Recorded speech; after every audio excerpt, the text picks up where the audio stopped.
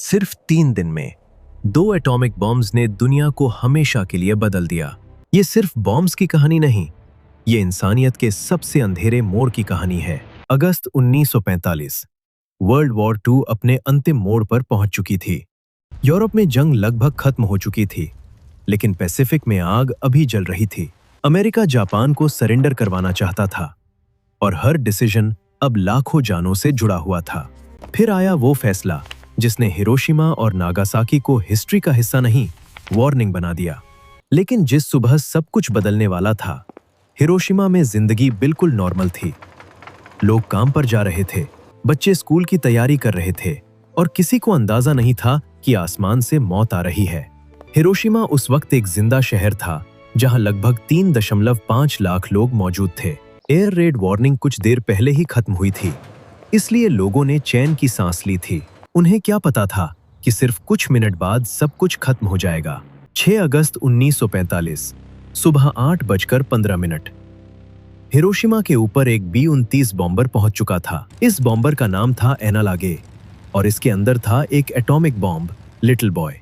नीचे शहर जिंदा था, ऊपर आसमान बिल्कुल साफ था। फिर एक बॉम्ब छोड़ा गया और वक्त रुक गया।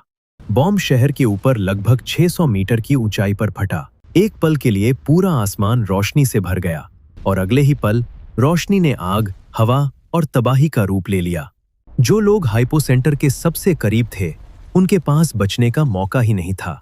कुछ सेकंड्स में घर, दुकान, स्कूल, सड़कें, सब कुछ जलने लगा। हिरोशिमा के करीब 90% स्ट्रक्चर्स को भयानक नुकसान हुआ। शहर की नॉर्मल आवाजें एक ही पल में चीखों, धमाकों और गिरती दीवारों से बदल गईं। जो बच गए, उनकी आंखों के सामने पूरा शहर टूट रहा था। किसी को समझ ही नहीं आ रहा था कि यह क्या हुआ है। कुछ लोग अपने परिवार को ढूंढ रहे थे, कुछ पानी और कुछ सिर्फ जिंदा बचने की जगह। ब्लास्ट के बाद आई हीट ने इंसानी जिस्म और इमारतों दोनों को जला दिया और फिर आई शॉकवेव, जिसने बची हुई दीवारों को भी गिरा दिया। हिरोशिमा अब एक शहर कम, एक जलता हुआ खुला जख्म ज्यादा लग रहा था। हजारों लोग तुरंत मर गए और हजारों को तब भी समझ नहीं आया कि उनके साथ क्या हो रहा है। हिरोशिमा के लिए तबाही अभी शुरू हुई थी। बॉम्ब की सबसे खौफनाक सच्चाई यह थी कि उसका असर सिर्फ ब्लास्ट तक सीमित नहीं था। रेडिएशन दिखाई नहीं देती थी, लेकिन उसने हजारों जिंदगियां अंदर से तोड़ दी। बहुत से लोग जो उस दिन बच गए थे, कुछ घंटों या दिनों बाद बीमार पड़ने लगे। बुखार, कमजोरी, उल्टी, खून बहना। लोग समझ ही नहीं पा रहे थे कि यह कौन सी बीमारी है। कई लोग अपने घर वालों को ढूंढते हुए शहर में वापस घुसे और फिर वो भी रेडिएशन की लपेट में आ गए। सर्वाइवर्स को बाद में हिबाकुशा कहा गया। वो लोग जो ब्लास्ट से बच गए, लेकिन उस दिन को कभी पीछे नहीं छोड़ पाए। कुछ महीनों बाद जलने के निशान गहरे उभरे हुए स्कार्स बनने लगे। सालों बाद ल्यूकेमिया और कैंसर के केसेस बढ़ने लगे। रेडिएशन का दर्द खत्म नहीं हुआ, बस धीरे धीरे सामने आया। लेकिन दुनिया का एक और हिस्सा अब भी यह सोच रहा था कि अमेरिका ने यह बॉम्ब क्यों गिराया। ऑफिशियल अमेरिकन रीजन था वॉर को जल्दी खत्म करना और जापान पर लैंड इन्वेजन से होने वाले ह्यूज लॉसेस को अवॉइड करना। ट्रूमैन और उनके एडवाइजर्स को लगता था कि अगर जापान मेनलैंड पर इन्वेजन हुआ तो बहुत ज्यादा जान जा सकती हैं। पॉट्सडैम डिक्लेरेशन में जापान से अनकंडीशनल सरेंडर मांगा गया था। अमेरिका के हिसाब से जापान ने वार्निंग के बाद भी सरेंडर एक्सेप्ट नहीं किया, इसलिए एटॉमिक बम को एक शॉक वेपन के रूप में देखा गया। ऐसा शॉक जो जापान को तुरंत झुकने पर मजबूर कर दे। लेकिन हिस्टोरियंस आज भी इस फैसले पर एक राय नहीं रखते। कुछ कहते हैं बॉम्ब्स ने वॉर जल्दी खत्म की और कुछ कहते हैं जापान पहले ही टूट चुका था। कुछ हिस्टोरियंस यह भी कहते हैं कि सोवियत यूनियन का जापान के खिलाफ वॉर में आना भी डिसिसिव फैक्टर था। यानी सच सिर्फ मिलिट्री नहीं था, उसमें पॉलिटिक्स, फियर, टाइमिंग और पावर सब कुछ मिला हुआ था। लेकिन हिरोशिमा के लोगों के लिए डिबेट का मतलब सिर्फ इतना था, उनका शहर जल चुका था। और फिर सिर्फ 3 दिन बाद हिस्ट्री ने दोबारा वही जुल्म देखा। 9 अगस्त 1945 की सुबह नागासाकी भी अपनी आम जिंदगी में मशगूल था। यह शहर हिरोशिमा से अलग था, लेकिन उसका नसीब अब कुछ ही देर में उतना ही दर्दनाक होने वाला था। अमेरिका का प्राइमरी टारगेट उस दिन कोकुरा था, लेकिन वेदर और विजिबिलिटी की वजह से मिशन नागासाकी की तरफ मुड़ गया। और कुछ देर बाद नागासाकी के ऊपर एक और एटॉमिक बॉम्ब ले जाया जा रहा था। 9 अगस्त 1945 सुबह 11:02। फैट मैन नागासाकी के ऊपर फटा। हिरोशिमा की तरह यहां भी एक पल में रोशनी ने शहर को तबाही में बदल दिया। पहाड़ी टेरेन ने ब्लास्ट को कुछ जगह रोका, लेकिन जो एरिया हिट हुआ वहां तबाही कम नहीं थी। घर उड़ गए, फैक्ट्रीज टूट गईं और लोग धूल, आग और शॉक के बीच फंस गए। फिर वही सवाल, वही चीखें, वही ढूंढ।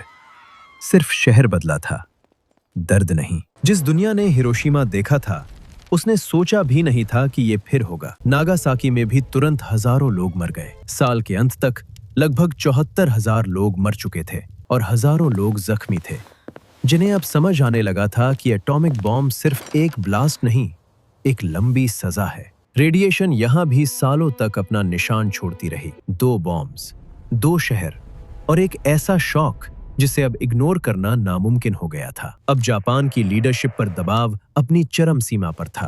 हिरोशिमा का शॉक, नागासाकी का ब्लास्ट और सोवियत एंट्री सब मिलकर फैसला और तेज कर रहे थे। 15 अगस्त 1945 को एम्परर हिरोहितो की आवाज रेडियो पर गूंजी। जापान सरेंडर कर रहा था, वॉर खत्म होने जा रही थी, लेकिन हिरोशिमा और नागासाकी के लिए असली दर्द अब शुरू हुआ था। बचने वाले लोग सिर्फ सर्वाइवर्स नहीं थे, वो चलती फिरती यादें बन चुके थे। बहुत से लोगों को सालों तक पता ही नहीं था कि उनके शरीर के अंदर क्या बदल चुका है। ल्यूकीमिया के केसेस कुछ साल बाद बढ़े और फिर कैंसर्स ने धीरे धीरे अपनी जगह बनाई। कई सर्वाइवर्स को जिंदगी भर हेल्थ चेकअप्स, ट्रीटमेंट और अनसर्टेनिटी के साथ जीना पड़ा। कुछ लोग फिजिकल दर्द से लड़ रहे थे और कुछ इमोशनल जख्मों से। बॉम्बिंग्स के बाद सिर्फ शहर नहीं, रिश्तों का पूरा जहां टूट गया था। कुछ बच्चे अनाथ हो गए, कुछ माँ बाप कभी वापस ही नहीं आए। कई लोगों ने अपने परिवार के आधे से ज्यादा लोग खो दिए और कुछ सर्वाइवर्स को सोसाइटी के अंदर भी स्टिग्मा झेलना पड़ा। लोग डरते थे कि रेडिएशन का असर उनकी आने वाली नस्लों तक जाएगा। ये डर इतना गहरा था कि कई सर्वाइवर्स के बच्चों तक पर सवाल उठाए गए। साइंस ने बाद में कुछ मिथ्स को चैलेंज किया, लेकिन फियर और स्टिग्मा का दर्द बहुत लंबा चला। हिरोशिमा और नागासाकी के बच्चे सिर्फ हिस्ट्री नहीं पढ़ते थे, वो उसके बीच बड़े होते थे।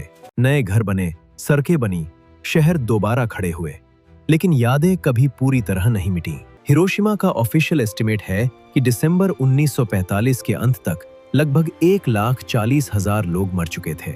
नागासाकी में भी 1945 के अंत तक लगभग 74,000 लोगों की जान चली गई। लेकिन इन नंबर्स के पीछे हर एक जिंदगी थी, एक घर, एक सपना, एक नाम। इसीलिए हिरोशिमा और नागासाकी की कहानी सिर्फ मिलिट्री हिस्ट्री नहीं, ह्यूमन हिस्ट्री है। कुछ लोग आज भी कहते हैं कि बॉम्बिंग्स ने वॉर खत्म की, और कुछ लोग कहते हैं कि किसी भी वजह से एक पूरे शहर पर ऐसा हमला जस्टिफाई नहीं हो सकता। ये डिबेट शायद कभी पूरी तरह खत्म ना हो, लेकिन एक बात पर दुनिया बार बार लौट कर आती है, न्यूक्लियर वॉर का असली मतलब तबाही से कहीं ज्यादा है। इसका मतलब होता है instant blast, long term illness, social trauma और जनरेशंस तक चलने वाला फियर। हिरोशिमा और नागासाकी ने दुनिया को दिखाया कि एक बॉम्ब सिर्फ उस जगह को नहीं मारता जहां वो गिरता है, वो इंसानी ज़मीर, पॉलिटिक्स, साइंस और फ्यूचर सब पर अपना निशान छोड़ देता है। सर्वाइवर्स पर हुई लॉन्ग टर्म स्टडीज ने